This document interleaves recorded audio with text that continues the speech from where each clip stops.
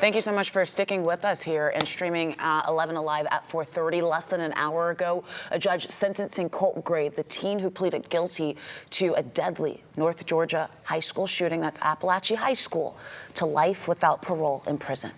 Gray, who is now 16, 14 at the time of the shooting, pleaded guilty Friday to all 55 charges stemming from the September 4th, 2024 shooting. It killed 2 students, 2 teachers, wounded several others, and changed a community forever. But that failure does not absolve you from who you chose to idolize, worship, and become. 4 lives were stolen, 2 of them really just beginning, and it wasn't done out of fear or anger. You weren't being bullied at Apalachee. It wasn't done out of hatred. You didn't even know anyone at that school. It was done for the infamy of it. Now, your childhood instability and neglect would explain or mitigate finding yourself in one of those problematic places that Dr. Richards testified about. But planning, fantasizing about, visualizing, and executing a school shooting don't put you in a problematic place. It puts you in an unredeemable moral wasteland. Your crimes do reflect permanent incorrigibility, and I will sentence you to life without parole for each of the malice murders that you committed. He said this is not about immaturity, but causing deliberate pain. That's right. We're bringing in Zach Merchant, who's been following this trial very closely. Zach, we hear from the judge here giving really his reasoning as to why he is deciding this. Colt, who was 14 at the time, the judge saying, you knew what you were doing. Not only did you know what you were doing, you've studied the people that came before you. And that was really the culmination of 2+ days of this sentencing phase of the proceedings. Of course, Colt Gray pleaded guilty back on Friday, and then we've had what, to a layman's eye, really almost equated to a mini trial for the last couple days. And the big question was whether the judge was going to sentence life with or without parole. You heard the judge, Nicholas Prim, there rendering his verdict, rendering his sentence, I should say, to Colt Gray, now 16 years old. Before he delivered that sentence, though, before he laid out his reasoning and said life without parole, the judge started by referencing some older Supreme Court law that said that life without parole for a minor is reserved for the rarest of cases. And the judge also referenced, he said in so many words, that Colt Gray's family failed him. He said to some degree society failed Colt Gray, and for a moment it sounded like perhaps the judge could be teeing up a sentence of life with the possibility of parole.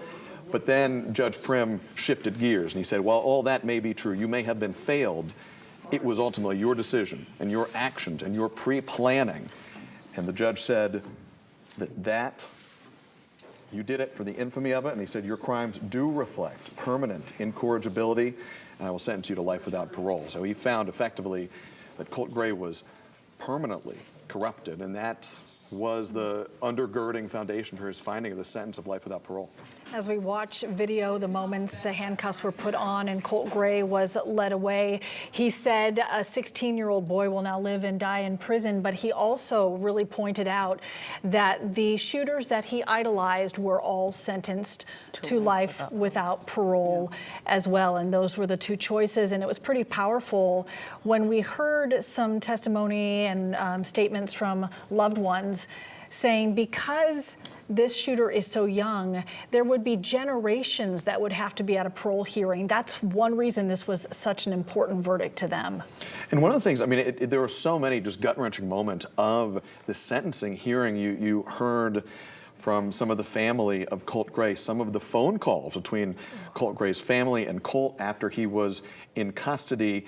And the judge referenced that in his sentencing, and he even suggested that he was going to be reviewing those tapes and those conversations, because right before the judge recessed the court for about an hour, hour and a half before delivering his sentence, he asked for a USB, which was the kind of keeper, the source of a lot of that recorded evidence, a lot of the written evidence, and it was that early indication that he was going to be reviewing very closely that component of what we heard in the sentencing hearing.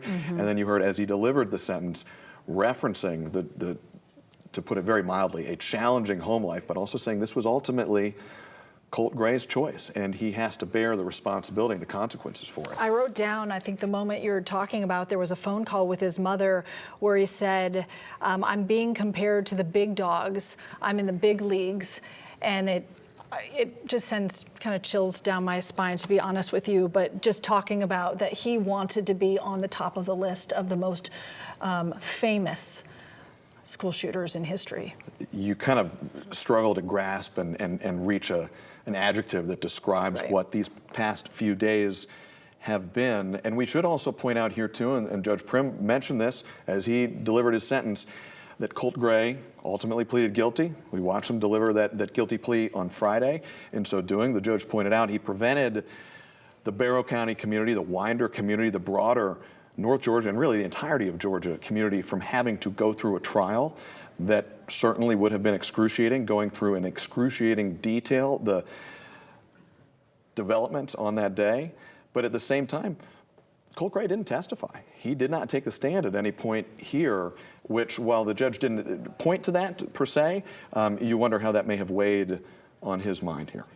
I have a question moving forward. This sentence, the judge says that he will live and die in prison. And cases before this, cases currently going on, is there any possibility at all that we could see Colt Gray's team try to appeal anything here, or is this his fate? This is what he will see. There's always a possibility of parole, and in cases like this, post-conviction, post-sentence appellate litigation is something that's often kind of part and parcel with this. But Colt Gray, you saw him handcuffed there.